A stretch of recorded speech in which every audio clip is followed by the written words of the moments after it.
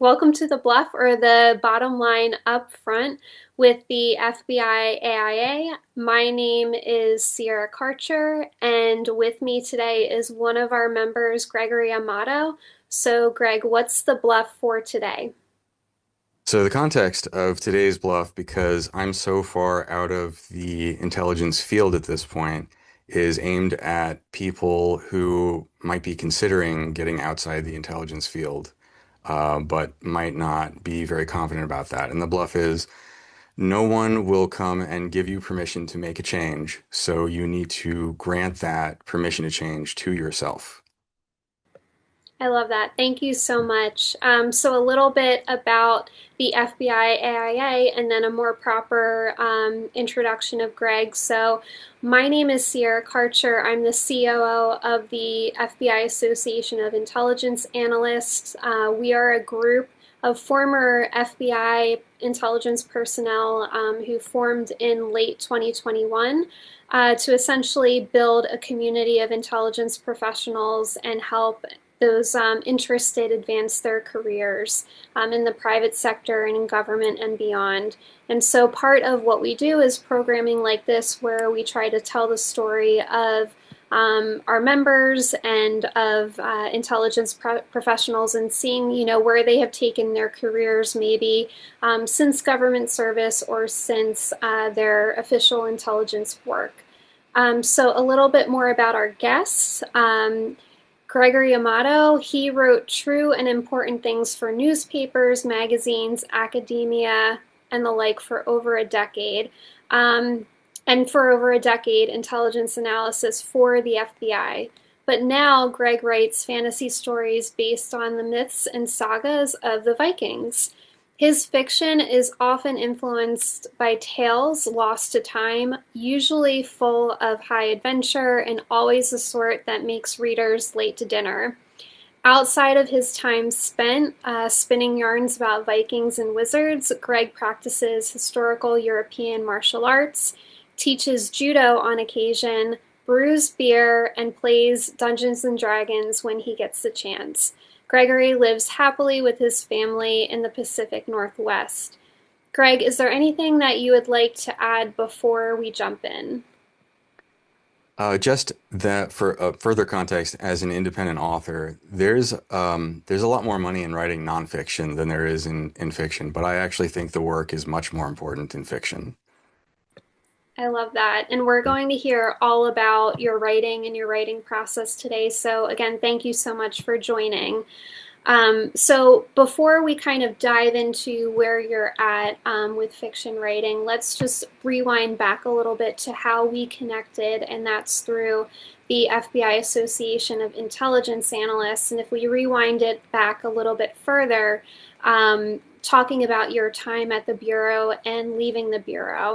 And a lot of our listeners and people who connect with our association are very interested in the stories of people that have made the transition out of government or have shifted gears in their career, and what that meant to them, what that meant to their identity. And so, kind of drawing upon a lot of that interest, my first question for you is, what did it mean personally and professionally to leave the Bureau and step into a new creative identity?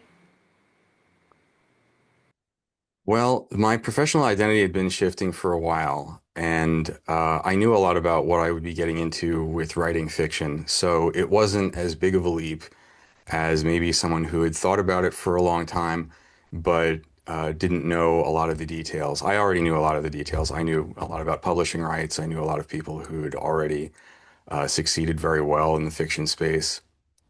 And my professional identity was kind of influenced by what I was seeing as an intelligence analyst, a combination of problems within my office and the rise of disinformation campaigns, starting with the 2016 elections. And then during COVID, I was a cyber analyst at the time. And so my focus was on intrusions. But I was seeing that this stuff, which was significantly less sophisticated than, you know, complicated computer network intrusions, was having a huge impact. that I had no idea how we would counter. So I had always assumed that writing the most accurate nonfiction was that way to protect the truth. And I was seeing that losing very badly to really cheap narrative. So that was consistent with something that I had believed for a long time, which is the why is more important than the what.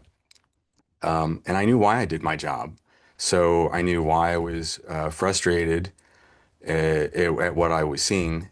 And my personal identity, though, it never really shifted as far as the change in career. Well, I could suddenly be on social media a lot more, and I could talk about work. But as far as the personal identity, otherwise, it was still writing and speaking with the intent to influence decision makers for the better, whether that was at the FBI or if that was, readers at large. I think that's fantastic, and I feel like a lot of people would be reassured to hear what you said in terms of, your why hasn't really shifted at all. It's just you're doing the same intent in just a different way, and it even sounds like with a little bit more flexibility and opportunity, which is always really exciting and reassuring to hear. What was harder than you expected? And did you see any kind of advantages in how you overcame those hurdles? So it was hard to leave the USIC life behind. It was meaningful to me. I definitely invested in being an FBI employee and being a USIC member, but it was not that difficult to step into the indie author identity. The day-to-day structure was an adjustment that was completely different.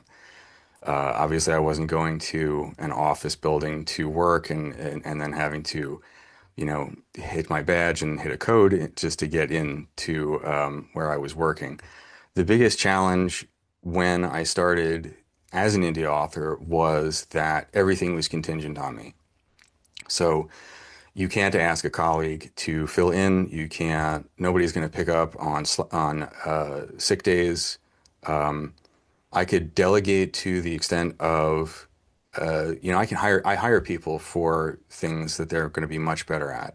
So I hire people for like cover art and for editing, but it's not quite the same thing as delegating at the FBI where it's like, hey, can you take this research part and get back to me, or we'll work on a project together. If you're hiring, even if you hire a great cover artist, which I have a great cover artist, you need to talk to them. You need to explain what you want. You need to look at what they're doing and vet what they're doing. You need to understand the context that they're working on because while the writing is a nice personal expression, the cover art is not really a personal expression. Cover art is marketing.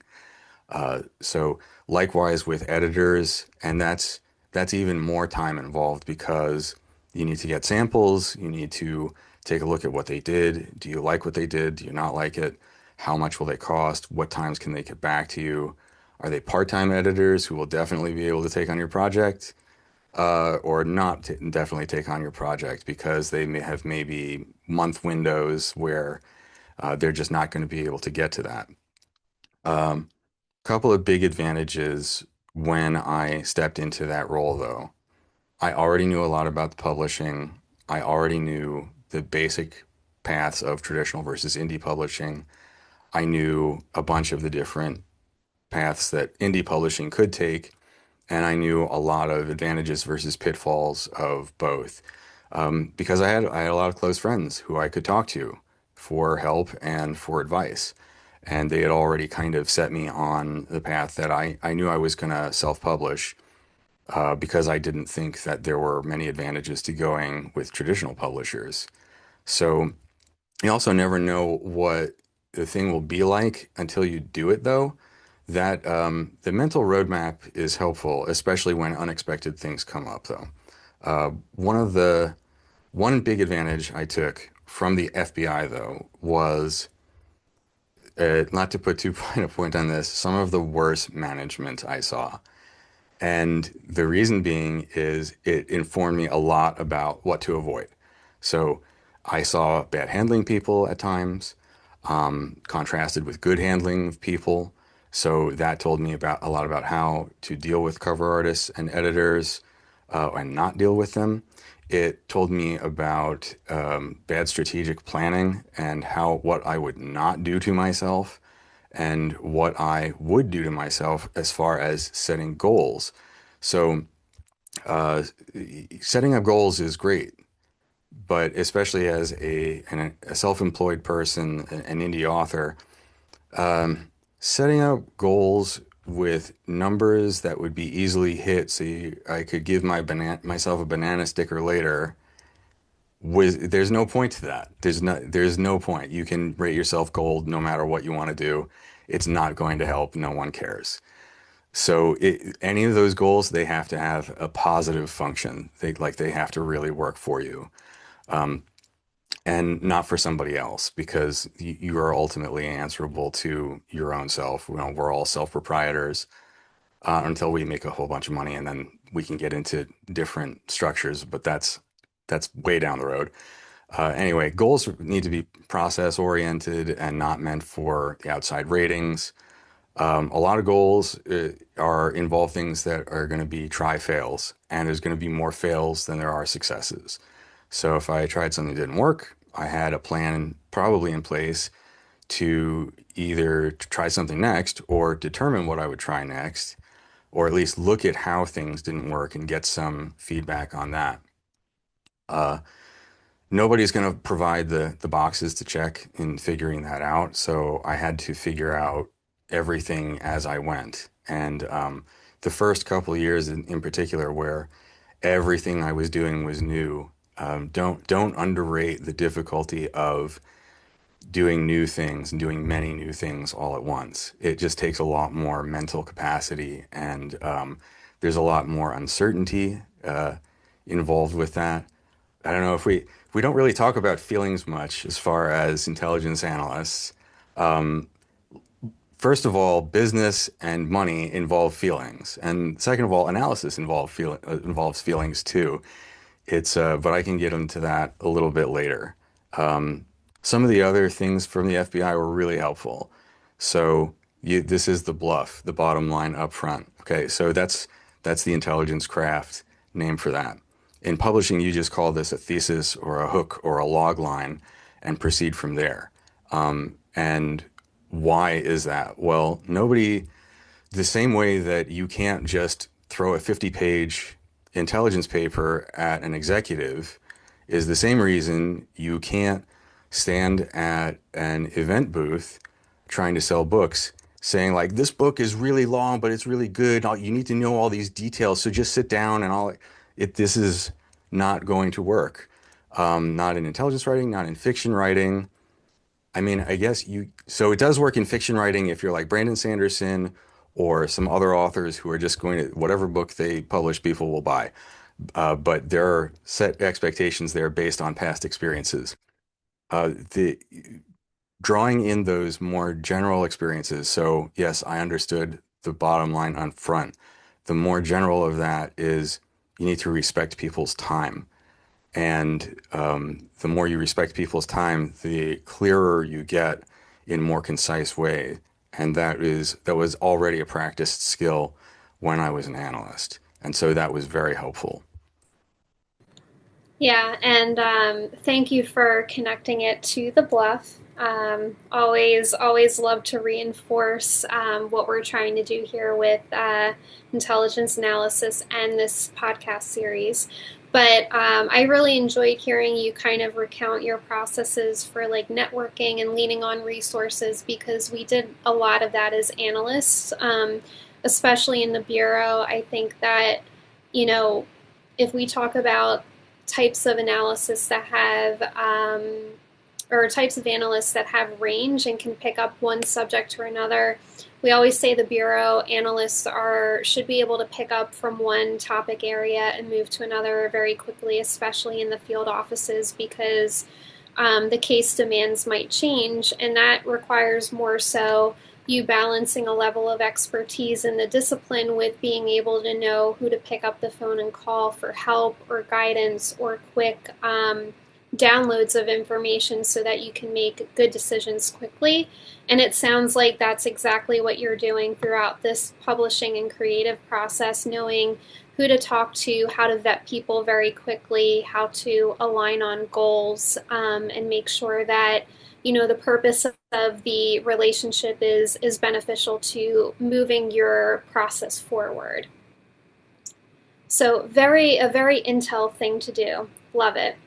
Um, you mentioned earlier also about wanting to influence decision makers, and again, going back to the BLUF, respecting their time and understanding how to land a message with critical audiences quickly.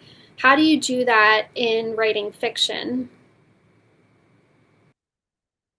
Um, Landing quickly. Or more so about influencing decision makers? Yeah. Well, all readers are decision makers. I mean, that's the first thing. And their decisions are largely based on their worldviews. So if you're whispering worldviews through narrative, then you expand the way people see their world, or you can contract it. Not every fiction writer out there is doing a good thing. And so fiction, especially fantasy fiction, I think is a great way to provide vicarious experiences. Those vicarious experiences really matter. So I'm gonna pull a fantasy reference if that's okay. But the near the end of The Hobbit, Gandalf is walking up to Bilbo and saying, "You are not the Hobbit that you were." And what he's saying is, you're not the same person you were at the end of this adventure that you were at the beginning. Adventure changes you, even if it's a vicarious one sometimes.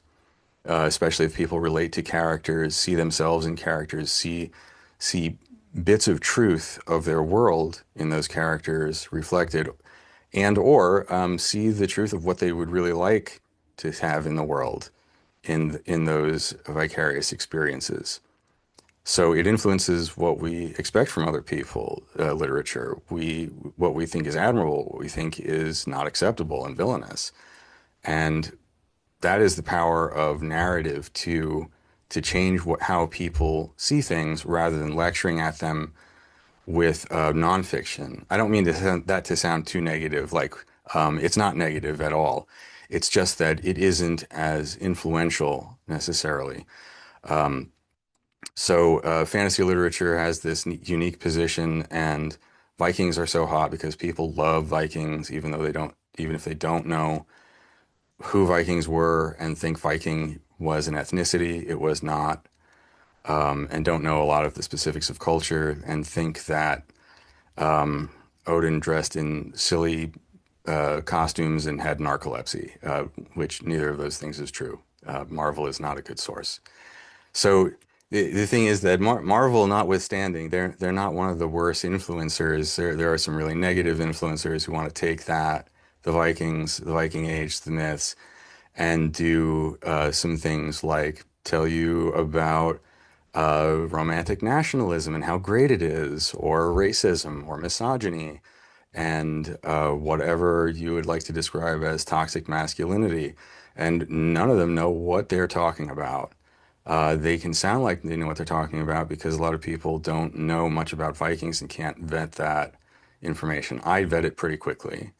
And so my answer is write a compelling story in that actual world, among those actual myths, quoting many of them along the line, and grab people with awesome content, with a great character, with a great story, and then bring them through without lecturing at them, and then leave them in a place where they've now experienced the world in a much more authentic way. And hopefully, if I've succeeded, inoculating them against some of those bad influences. And then if I've been really successful, then maybe they go pick up a copy of Beowulf and read it. Because that's it. I mean, it all goes back to Beowulf. Yeah, yeah. It's a classic. Mm. Um, yeah, so number one, don't go to Anthony Hopkins as Odin as the source of truth. Check, got that. But I really enjoy you connecting all of that because I think for a lot of people there's a misconception that fiction is like a fantasy escapism where like they can't find themselves or they can't connect it to their values or evolving their thinking. And what you're describing is the exact opposite. It's this vicarious connection to allow people to live for a little bit, think for a little bit in these situations and draw new conclusions and draw new meaning from your stories that, you know, to your point, if they got an intelligence report or a media report trying to convey some of the facts in a nonfiction manner, it might not land. And I think that's especially true for now because everyone's just kind of experiencing nonfiction information overload, and the world is just very all over the place right now. And honestly, your stories sound like a wonderful way to navigate that. And I hope so. And in fact, my biggest influence is probably Lord of the Rings. And just a quick Tolkien plug. yeah. He did it better than maybe anybody. And there's a reason why people hold up those characters, Aragorn, Legolas, Gimli, Frodo, Sam, as heroes. And you can see the values inherent to a lot of these people. You can see, a lot of the side characters, why they are admirable. And you can see his disdain for the philosophy of Saruman, who was like, well, it looks like we're going to lose, so I'm going to change sides, and I got to put food on the table. I got orcs to feed. And nobody likes Saruman. Nobody will say outright that they are for that philosophy, but then they might act that way. And I think calling that out, and noticing like, actually, if you really believe that these are good characters, it means doing the thing that's hard, maybe in the face of defeat, rather than saying like, well, but I have reasons, and then compromising principles. Don't compromise the principles, I think is what Tolkien was very clearly saying. Yeah, and clearly it had an influence on a lot of the decisions that you've made. But yeah, I think that conviction, that courage, that bravery to do the right thing and not compromise your values is something definitely I hope our listeners take away from that and maybe inspire to pick up your books and also pick up Beowulf and Tolkien and revisit some of those stories. If we shift to your long-term strategy for publishing, what was that as you were moving into full-time indie author? Yeah, so I kind of knew what my long-term publishing strategy was, in general terms at least, without having mapped it all out, because I knew from the outset that traditional publishing was not a great deal for authors for lots of reasons. If you're someone at the very top of the pyramids, sorry, that's not true. You can get a great deal, but for someone starting out, you would need really extreme extenuating circumstances. And my wife is an example of that. She recently got a traditional book deal worth a lot. She also runs an organization with millions of members, has a huge social media presence, has been on Good Morning America, and was writing a finance book directly related to this nonprofit work she was doing. So in that case, yes, go trad. You'll have lots of publishers bidding on your book. But that's not most of us, and that's part of why nonfiction authors make more. We fiction authors really need to cut our teeth and get a reputation, not just a reputation for good work, but for being able to sell our good work. So Also some genres don't do well independently published. So if you want to like write literary fiction, probably go trad because and that's not a hard and fast rule because everything is always changing. But right now, I don't know of any indie authors who write literary fiction at all. In fact, not just not doing or doing well, but at all. I understood basic publishing rights. I knew what first North American publishing rights were. I knew that everybody was demanding ebook rights, and then by the time I was getting onto the scene, I knew publishers were going to demand audio rights. You must sell your audio rights, even though you might not see an audiobook get made. And then the publisher does not return your audio rights, even if they don't do an audiobook. So where does that leave you? That's not great. You're you can maybe break in that way, and some people have found success, but in general, what you need to be ready for is especially big five publishers, they're going to acquire a lot of first-time authors. They will throw those authors at the wall like spaghetti and see what sticks. And then if you don't stick, you're not getting your rights back usually. So that didn't appeal. I understood this was a business investment that would not be profitable for years. I looked at it like a startup, so I estimated expenses. I made sure I had enough savings to finance the plan, to finance myself. That might not be possible for everybody, but it was for me, luckily. And the big X factor was my wife was very supportive of this decision, by the way. So I had a lot of help. But I knew we were all on our own, traditional or self-published. So I recognized that. I acted accordingly. I knew I would need a newsletter.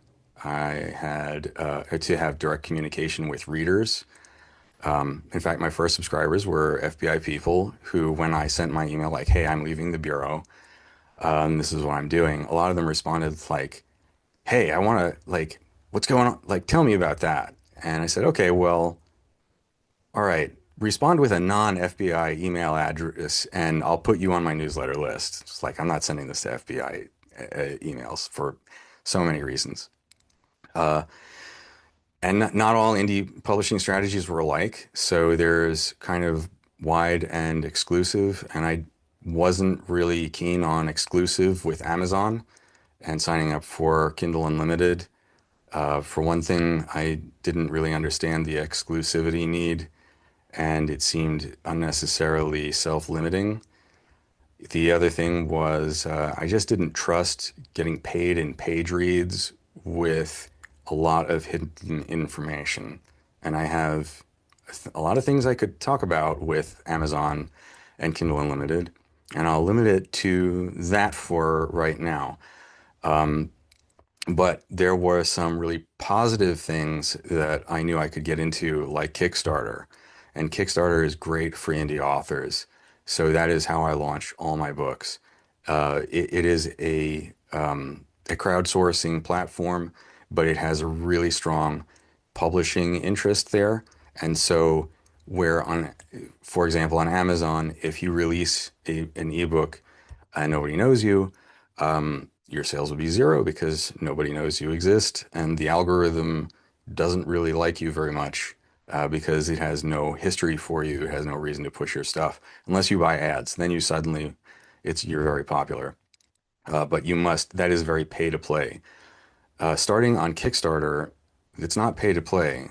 There are a lot of guardrails for people who are supporting you. There are guidelines for first timers putting up a project, and they only take a pretty small percent. They only take 5% versus Amazon is like 70 at the least. So having that audience ready there, having this platform really helping support me was great initially. So, and live sales events weren't part of my initial strategy, but they became a big part of my strategy once I saw how well I did. Once I can interact with people, the books sell pretty fast. And, there's no getting away from Amazon. I kind of like to, but they are the biggest player in that game. So ongoing retail sales are important. Quick update, I just started running my first Facebook ads this week because that's a necessary thing, or at least it's a necessary experiment to see how that goes. That's been this week. Indie publishing changes fast. So, as a widely published author, I'm on all platforms. And I also have my own direct sales web store where I keep by far, the most of any of that. So hopefully the strategy that a lot of us have been talking about has been, yeah, maybe buy ads and try that for Amazon, but maybe try buying ads direct to your web store on different other media. And if people don't buy on the web store because they're like, well, I just want it on Amazon or I just want it on Kobo, they'll probably self-select if they like what they see. So send them to the direct sale page first and then allow the widely available ebooks or books sales happen if they're going to happen. That's been the thinking for a few years now. I think that's where we're at. Things change really fast though. So I've always got my eye on that ball and am taking a look at not chasing the latest thing, like not chasing TikTok, for example, even though it is very popular, but taking a look at what's changing, why it's changing, and how I can change with it in a way that's a reasonable adaptation that fits my personality and what I like to work on, which does not include making TikTok videos. I know there's an audience there. I know it could be very successful. I also know how much effort you'd have to put in and what I'd have to do, and I don't like it, so that's why I don't do it. I think that's fair. And you never know. That might change over time, or it might be a different platform or something like that. But yeah, completely think that's fair. Um, Thank you for kind of walking us through that process. I know we had a lot of people who RSVP'd for this event interested in hearing that exact thought process because they are considering maybe going into independent publishing. So, really grateful that you shared your advice. And when we release this episode, I will also link resources to your website if people want to sign up for your newsletter or learn more. So anyone listening that wants to kind of get a hold of that, I'll make sure that's provided in the caption of this video and on our blog when we publish this. But if we transition a bit to learning about what you do as an independent author and like the tradecraft transfer, maybe what your day to day looks like, where do you most clearly see your analytic tradecraft showing up both in how you build a story and how you run the business?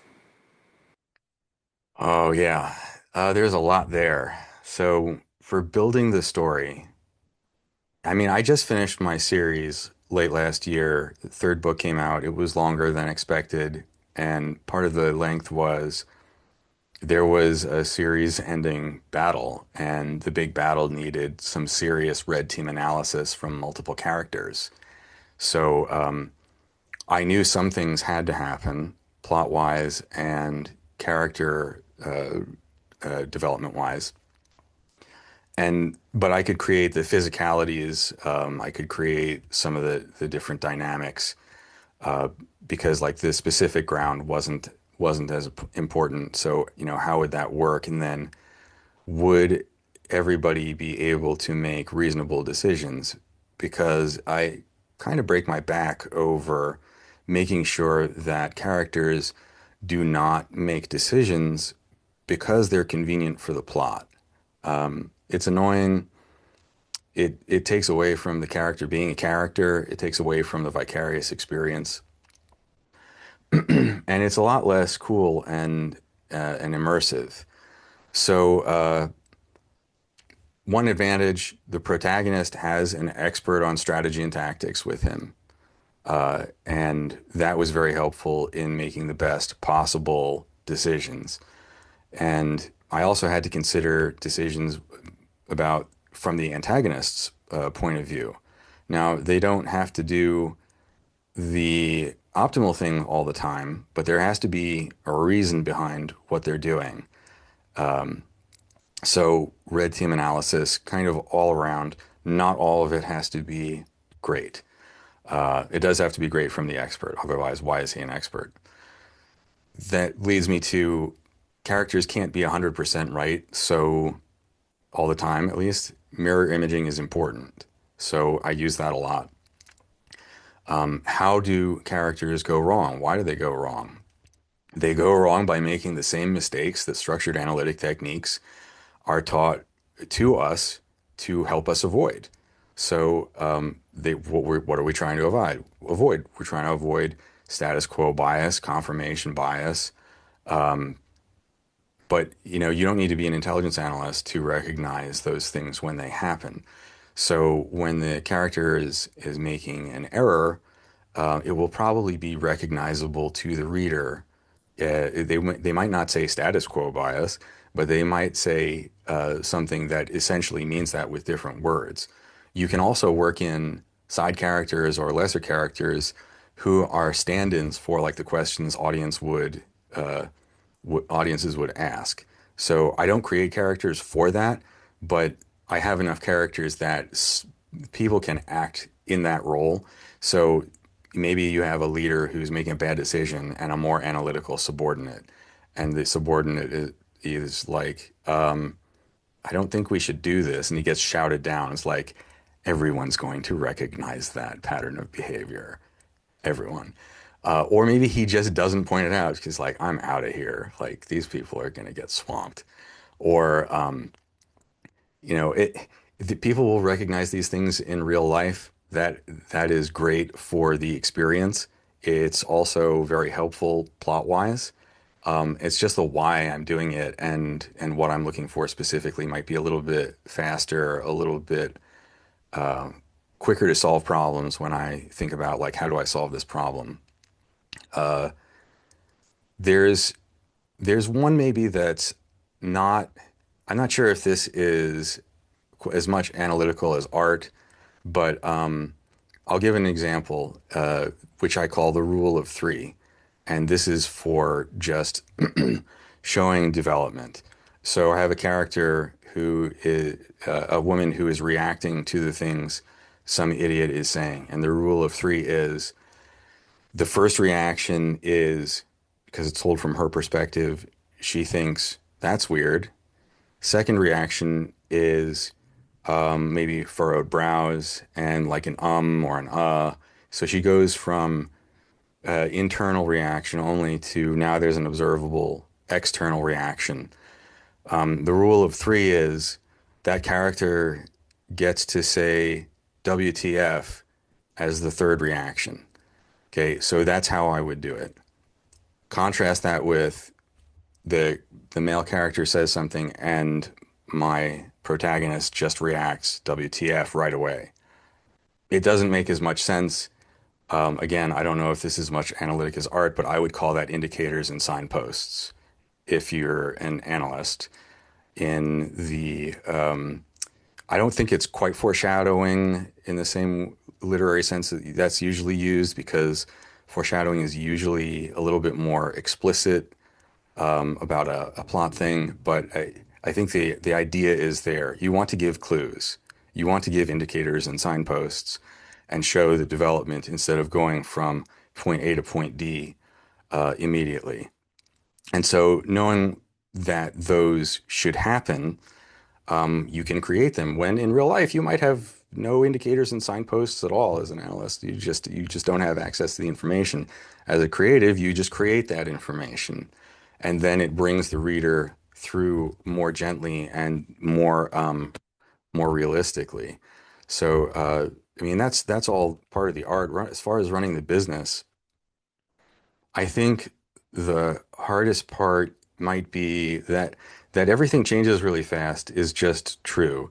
That we'd never know how fast it's changing or how it's changing is also true. So the key assumptions check is what I would talk about, and they need to be my assumptions, but also what are reader assumptions. And all of these are hard enough to answer in the first place, but reader assumptions vary. Even if you know your ideal reader, uh, reader assumptions change, and you don't necessarily know that they've changed. Big difference between the intelligence application of key assumptions check and writing's key assumptions check is that as an indie author, I'm active in shaping assumptions. So I do that a little bit with ads. The ads that work, I put these forward, I base more ads off of those, and hopefully that is giving you an impression, and it might be nudging you a little bit, just enough to get you to want to click and engage, and then having engaged, I think readers might reinforce that small amount of change. But in a maybe a bigger sense, I network with other people all the time, other authors, other professionals in indie publishing. I'm about to go to NorwestCon in Seattle. I'm going to two other conventions on the East Coast, RavenCon and Balticon in April and May. This is a lot about networking with other people in the field. And in a lot of cases, they can provide social proof or their own accounts that this is good. An example being 2022. Travis Baldree is he's not an unknown guy, but he's not a well-known author. This is his first time. What he's known for is being a really good audio narrator, which he is. And he releases Legends and Lattes, his first book, which is cozy fantasy. But the thing is that Travis Baldree isn't just a really good audio narrator. Travis Baldree is, and I've heard him speak, and to my knowledge, to my impression, he is a really good guy. So he has friends. One of those friends is Shannon McGuire, who has a whole lot of followers on Twitter. So as soon as he was releasing this, she was like, "Buy this guy's book. He's really good. He's awesome. You should listen to this." There were snippets of his audio narration. He was narrating his own book, of course, and so this was a big draw and easy social proof. His sales went through the roof, and he immediately had the ability to be acquired by a traditional publisher for a really good deal.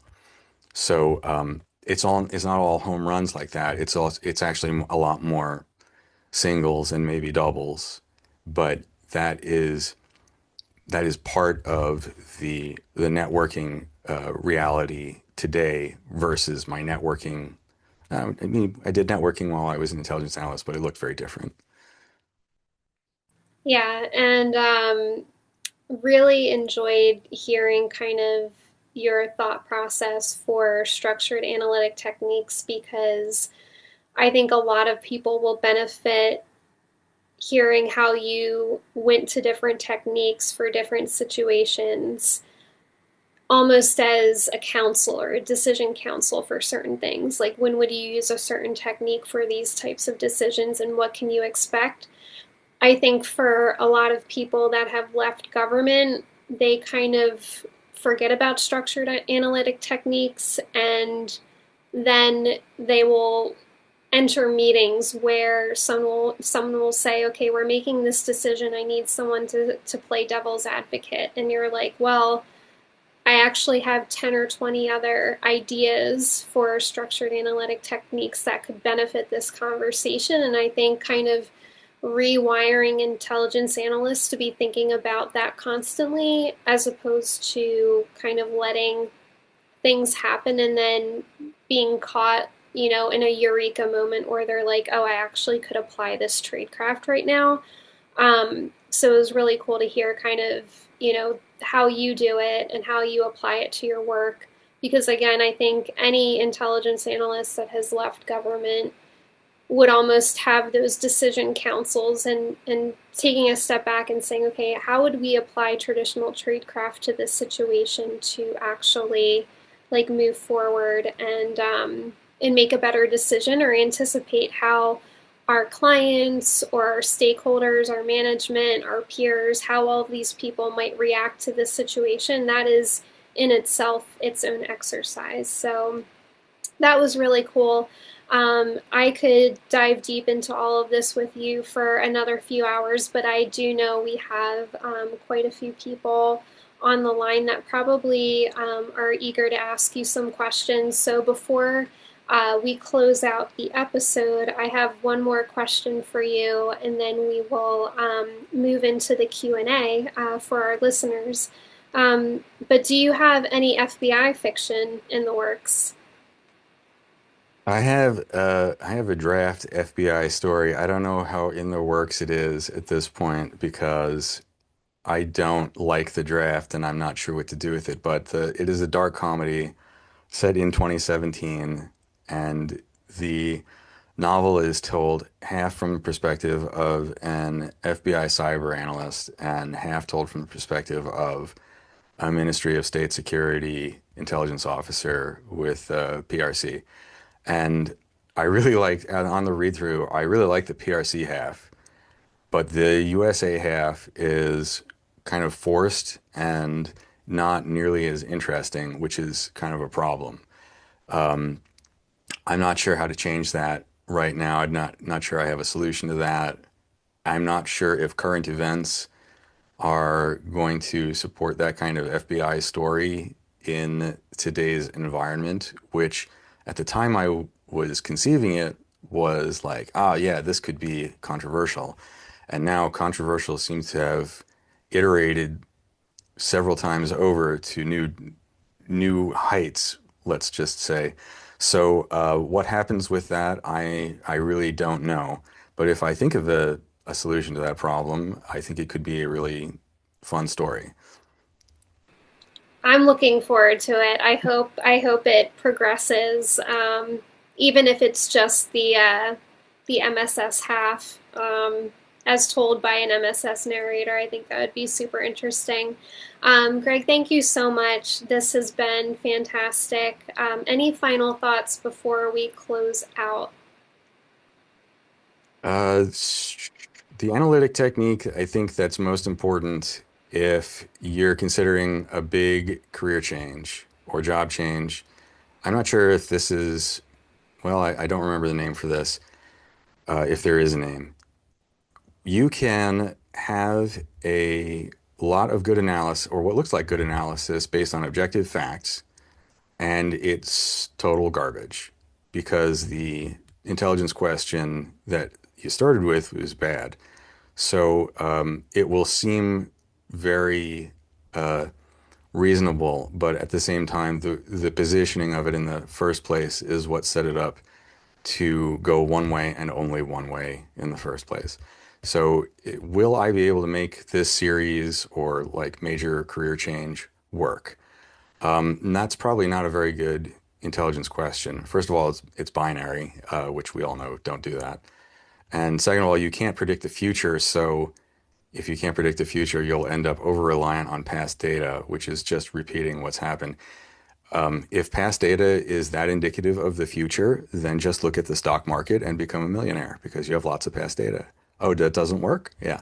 So, how would I make this major series or career change work? That's a good intelligence question.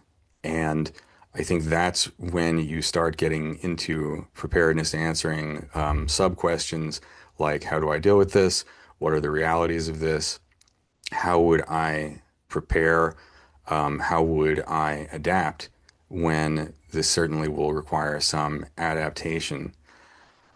But asking that intelligence question in the first place does require you to give yourself permission to try it. And only, you as the individual can do that. So that's my wrap up for the bluff. I really appreciate that. I think it's so important. So I'm going to underscore it for our listeners. Give yourself permission to do the thing, to make the change, to be successful.